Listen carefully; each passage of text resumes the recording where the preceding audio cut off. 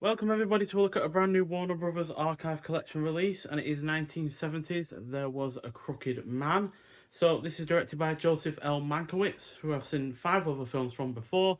Absolute favourite from him though has been All About Eve, but Suddenly Last Summer and No Way Out are also pretty damn great. It's a western clocking in at 123 minutes long. Stars Kirk Douglas, who I've seen in 18 other films. Favourites from him being the likes of Paths of Glory, Out of the Past, 7 Days in May, and Champion. Also stars Henry Fonda, seen in 14 other films.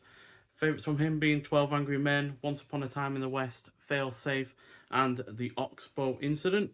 Also stars in supporting roles Hume Cronin, who I've seen in 6 other films, Warren Oates, who I've seen in 12 other films, and finally Burgess Meredith, who I've seen in 9 other films. So this is set in Arizona's territorial prison, and it's about inmate Paris Pittman Jr., who is a schemer, a charmer, and quite popular among his fellow convicts, especially when it comes to light that he has $500,000 in stolen loot hidden away and a plan to escape and recover it.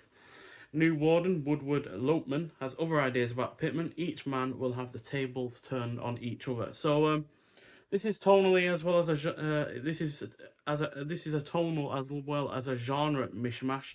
As aside from being a western, this is also a prison drama and a comedy, which unfortunately means the comedic elements as well as the light-hearted score are at odds with the much darker aspects, such as there have been very few characters that are likable.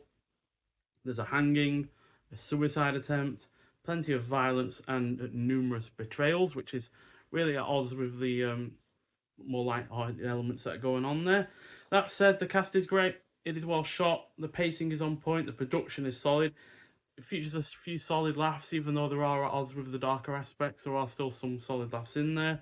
The character interplay is handled well. The action is decent, and it is generally engrossing. So, yeah, it's by no means my favourite Mankiewicz film.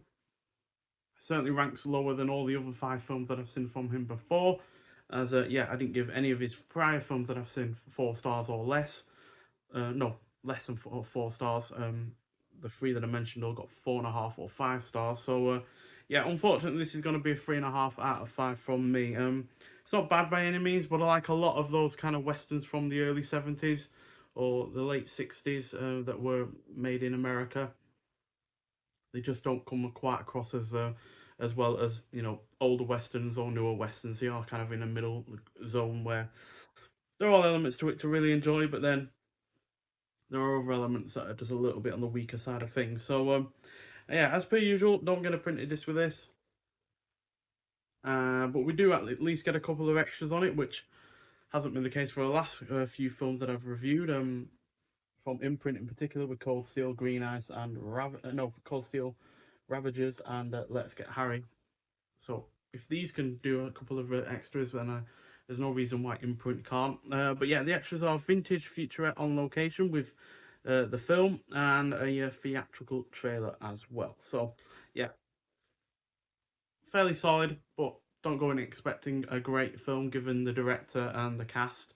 So they're the 2 main reasons why I bothered with this in the first place, because I've enjoyed so much from the cast before, and yeah, Mankiewicz had 5 films under his belt that I've seen that I really enjoyed as well. But still, it's fairly good. It's just not quite as great as we've seen from either the cast or the director before. Nonetheless, though, thank you for watching. If you have seen this film before, I'd like to hear your thoughts on it. And yeah, I'll see you in the next one. Bye.